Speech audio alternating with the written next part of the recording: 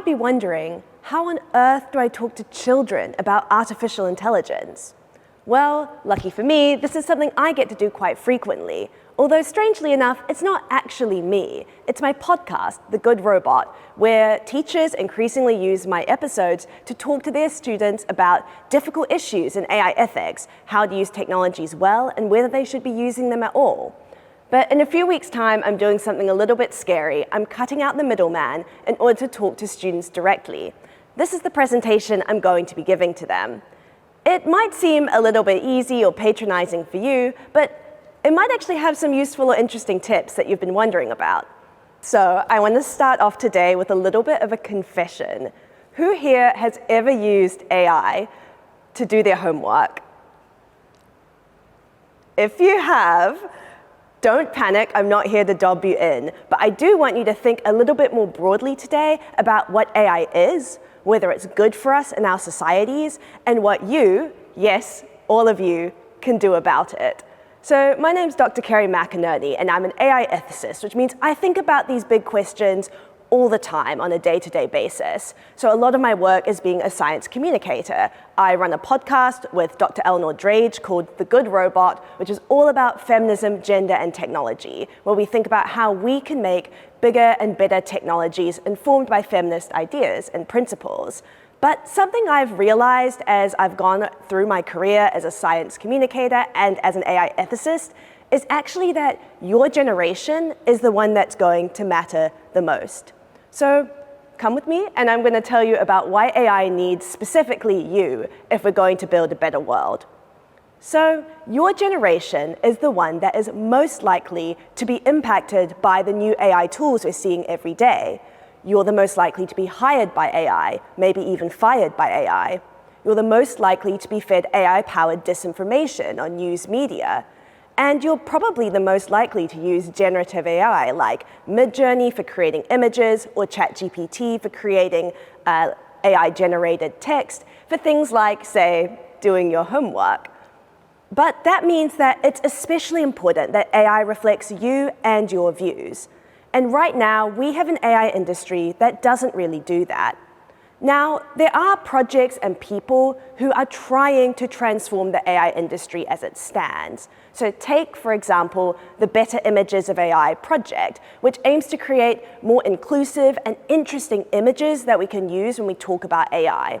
So if you ever log on and you see a news article about AI, chances are that news article will probably have a photo of the Terminator or a blue and white android, a shiny robot. And what the Better Images of AI project does is it tries to say AI is so much less and more than that. Less in that AI can really be quite boring, something mundane like an algorithm, and more in that we actually have a lot of other ways of imagining and thinking about AI beyond the Terminator, science fiction stories from all around the world that can help us imagine AI in a different place in space. At the same time, though, we clearly need a radical transformation of the AI industry itself, because when we think of who makes AI, this industry is unfortunately highly exclusive and unrepresentative. And that means that a huge demographic is simply being poorly represented in the AI industry and what it makes. So you might be thinking, okay, but I'm not a computer scientist. What can I do specifically? And you don't have to be a PhD in AI ethics or have all these degrees to make a change right now. So here's some things that you can do. So first and foremost, think about what it means to be a conscious news and media consumer. So a big study on misinformation done by the University of Cambridge this year found that it's actually your generation that is most vulnerable to misinformation. And this really surprised me because I always think of your generation as the most tech savvy. But unfortunately, AI-powered news media might be really threatening your ability to tell fake news from real news. And that can have disastrous effects on world politics and many other things.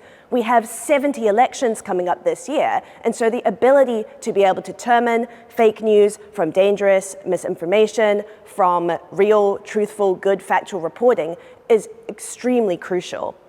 Second, think about your social media usage. It's super easy to get pulled into the latest scandal or drama on Twitter or X, on TikTok. They're really interesting, and I definitely find myself mindlessly scrolling, getting too involved in other people's lives. But as the AI ethicist Cathy O'Neil shows us in her book, The Shame Machine, the people who really profit from these shaming cycles, it's not you and it's not me, it's big tech. They are running off an attention economy of clicks. And so ultimately, next time you go to click on the latest scandal, think, who's actually going to win here, them or me? Another thing you can do is learn and act. I think your generation is really lucky that I think you can easily become the most AI ethics literate generation very, very quickly.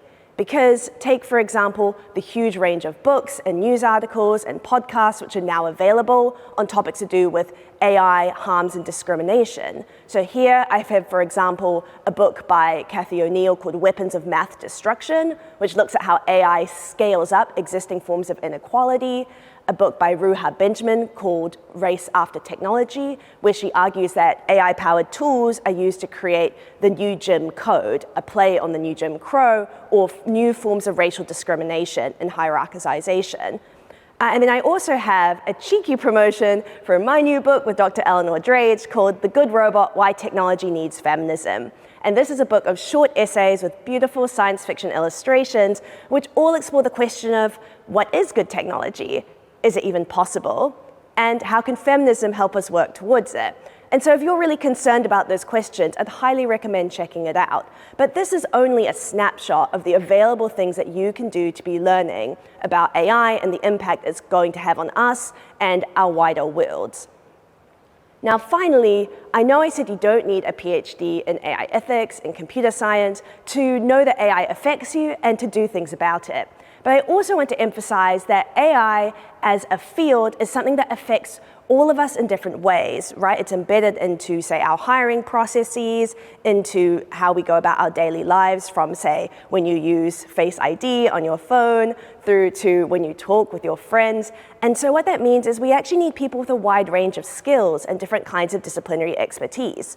So if you think, well, I'm no good at mathematics, I'm not interested in statistics, so there can't be a space in AI for me, I really want you to think again, because right now, yes, we need computer scientists and mathematicians, but we also need lawyers ready to grapple with what AI might mean for copyright law, what AI might mean for, say, the music industry if we're able to create AI-generated music. We need psychologists who understand the impact of misinformation on people and have the best tools to combat it. We need statisticians who can help us understand what is and isn't good statistics and why we should or shouldn't be automating certain processes. We need HR professionals who understand what it means to use AI in hiring and what best practice really is when we're hiring and firing people. We need all of these different kinds of people with a wide range of skills, from storytelling to the sciences, and that's why, specifically, we really need you if we're going to have a better and more equitable AI industry now and in the future.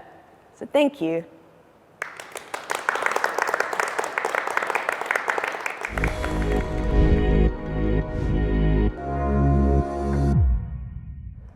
It is hard to imagine really what it might have been like. Continents being connected for the first time using telegraphy cables in the 19th century, and the sorts of cultural shifts produced by that instantaneous shrinkage of space and time. The emergence, if you like, of an electronically mediated informational society that uses language as code, dits and das grumbling under the ocean.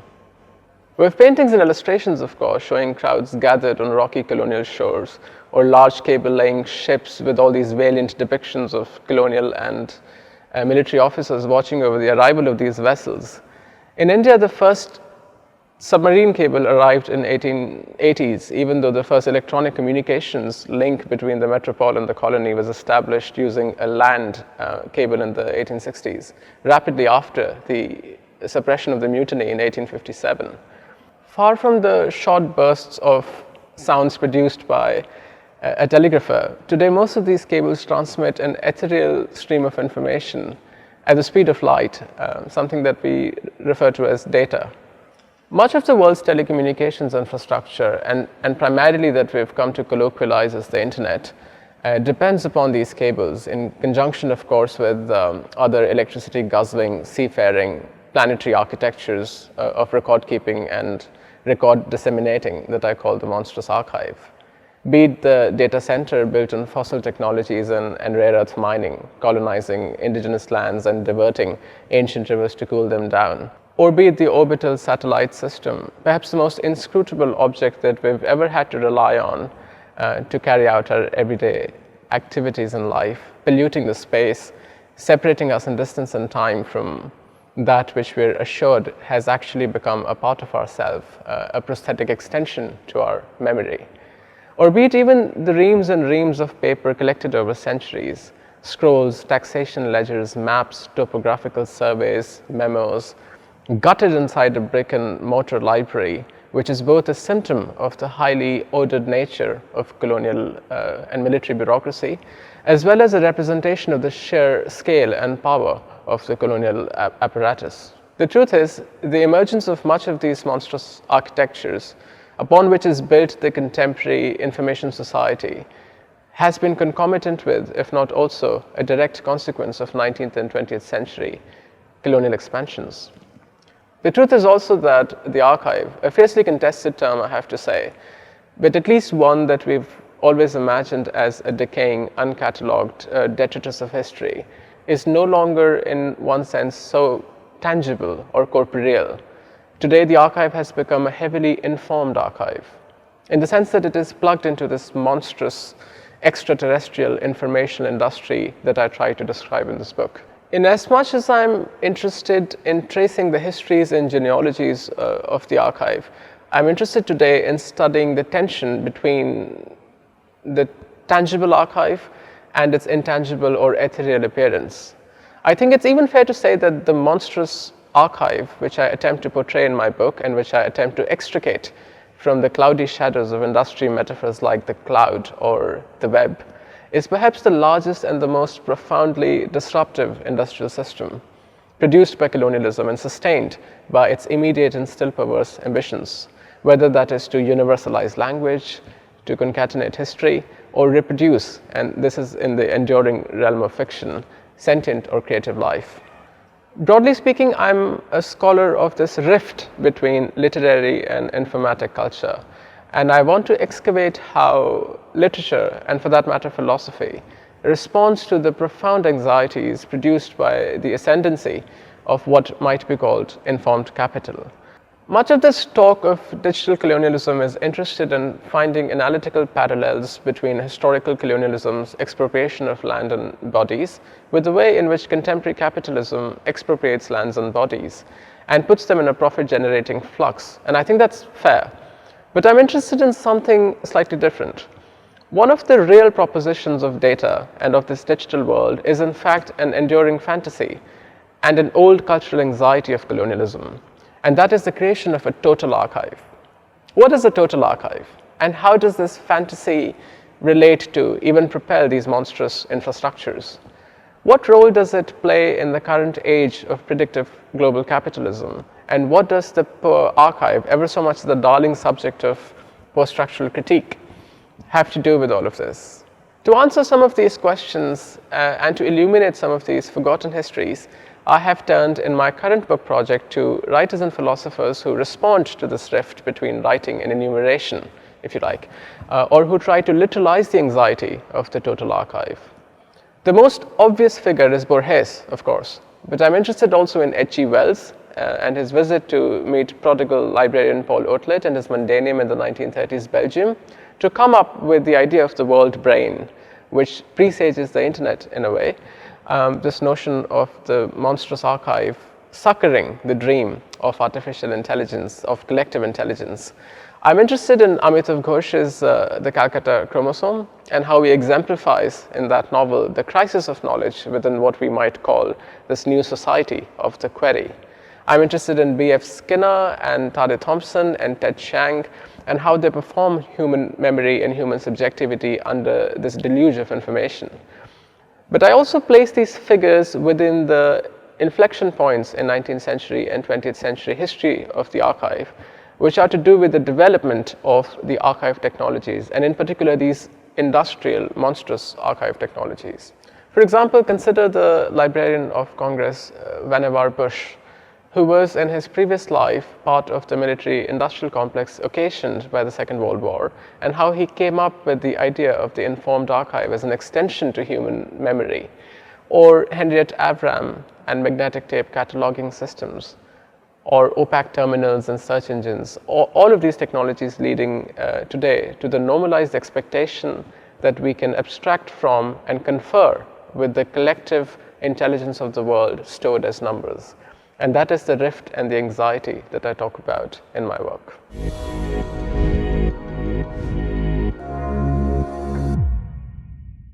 If I show you this note, what do you think it is, and how much do you think it's worth? This is a 10 horquilla note, and it's a currency that circulates in João Pessoa in the state of Paraíba in the northeast of Brazil. It's one of the 150 community currencies that have circulated in the country since 1998. And yes, it's real money. If you've been to Brazil, you might have also seen the real, which is the national currency. And again, if you're wondering how much this is worth, they're worth exactly the same. So since community currencies are complementary to the national currencies, they're always one-to-one in terms of exchange rate. So community currencies are something that exist in almost every country in the world. But since they're very local initiatives, not a lot of people find out about them. A few cities in England had them, Lewis, Totnes, London, specifically in Brixton, and up until last year, Bristol, with its amazing Bristol pound. The rules around community currencies are very much tailored to the specific needs of each community that creates them. So you can have, for example, a community in a city that doesn't offer collection of recycled waste. And then the community bank can decide to tie their own currency to recycling so that the residents can exchange recycled waste for money and spend it in local shops. So my research talks about Brazil specifically. And what's unique to this country is that community currencies and banks have been a public policy for local development since 2003. So specifically for me, I spent 11 months at the Bem Bank in Vitória, which is in the southeast of Brazil, and I was able to see how the bank operated on a day-to-day basis, but mainly I talked to a lot of people to understand how the community bank has impacted and continues to impact their lives. So the Bem Bank specifically has 3 types of credit lines, and again, this can vary from bank to bank throughout the country. They work with a productive credit line, a habitational credit line, and a consumption credit line, which is also known as emergency credit. And this last one is the one that's given out in community currencies, which currently at the Bem Bank is digital. So when we're talking about productive credit, we're talking about micro entrepreneurs, people who want to launch their own business and otherwise wouldn't have the means or meet the requirements that traditional banks would ask them to have in order to get the loan. Habitational credit is also similar. They wouldn't be able to get a loan to do a very small restoration of their house or expand some part of their room. And consumption credit is, as the name states, the ability to buy and access basic necessities such as food, pharmacy items, hygienic items, and so forth. So why is this type of localized currency beneficial? Why is it important? And if we're thinking about this question, it's good to go back to the 2 main ideas that are linked to these dynamics, which are that of economic democracy and a solidarity-based economy, which is exactly what it sounds like. To summarize in one word, what both these ideas have as a main objective is access. So the most interesting part of creating a local currency is granting access to people and communities that have otherwise been historically marginalized, both socially, politically, and of course, economically. So these currencies do just that. They provide support and protect local economies and give the means to collectively develop both the people in the territories and the territory as a whole. So the fundamental part of this, though, is that the currency needs to circulate, right? And to do this, the bank creates a network of local businesses that accept the local currency, and sometimes with discounts. And in this, they're able to support the community in their purchases and also grow as a business. So you might also be asking, how are these currencies created? And it's really an amazing process that starts with the whole idea of revisiting their own history and understanding that that history and those memories and those stories have value too. And they do this through a series of workshops with the community that can take from 6 months to up to 2 years, understanding what they value, understanding that that has value, and deciding what images, what colors, and what name represents them. And it ultimately leads to a popular vote, and the currency is created. So, for example, again, with the Orquídea, this is the 50-cent note. And the Orquídea was created through a contest that involved public school kids in the community. And they drew up what they thought should be on these currencies. And one of them, very particularly this one, he imagined a little bit different. He imagined not the past, not the present, but a solution for his own community that is constantly flooded by being riverine. And this is his drawing. So inevitably, this process is changing, though, slightly because of the digitalization of money, right? The end of paper money, which is a worldwide trend. What's happening now is that these physical currencies are migrating to an app called E-Dinheiro, which in Portuguese, it's both e-money, but also E-Dinheiro in the translated sense of it's money.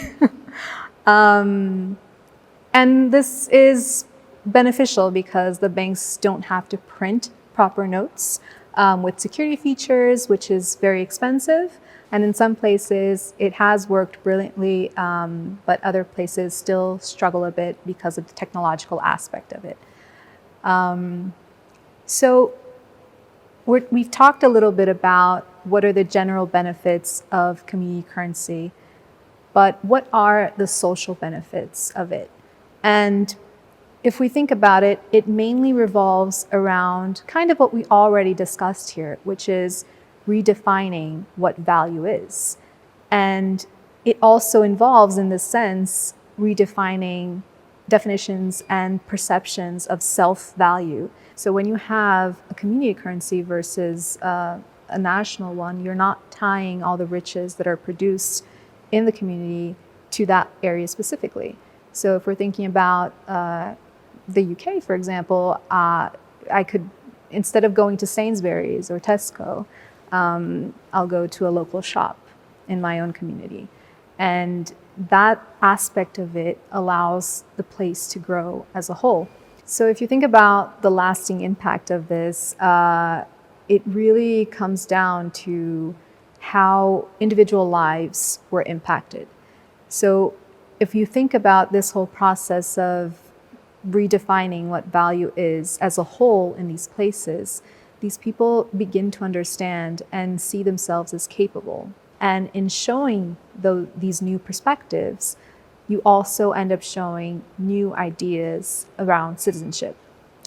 So understanding that they too are citizens, and understand that even if they're not represented on the real by Marianne, a very French symbol, they can create their own representation, their own space, and their own money.